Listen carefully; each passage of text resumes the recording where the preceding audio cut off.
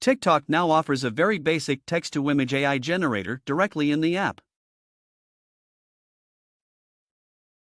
Text-to-image AI systems are booming in both ability and popularity right now, and what better proof than their appearance in the world's hottest app? TikTok. The video platform recently added a new effect it calls AI greenscreen that allows users to type in a text prompt that the software will then generate as an image. This image can then be used as the background to a video, potentially a very useful tool for creators. The output of TikTok's system is pretty basic compared to that of state-of-the-art text-to-image models like Google's Imagen, OpenAI's DALL-E 2, or Midjourney's eponymous software. It creates only rather abstract and swirling images, a strength reflected in the dreamy nature of TikTok's suggested prompts like astronaut in the ocean and flower galaxy.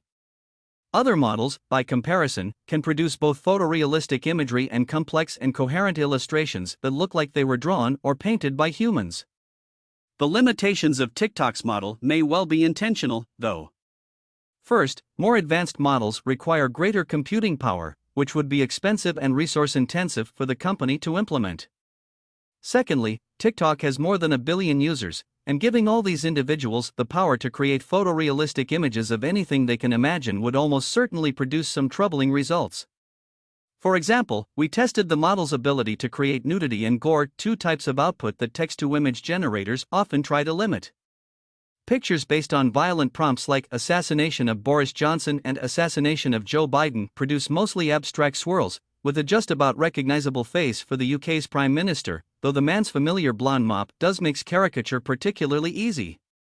Likewise, a request involving nudity naked model on beach produces thematically appropriate colors, including flesh tones, sandy oranges, and ocean blues, but nothing that would make a vicar blush. What's notable about the appearance of TikTok's AI greenscreen, then, is that it shows just how fast this technology is going mainstream.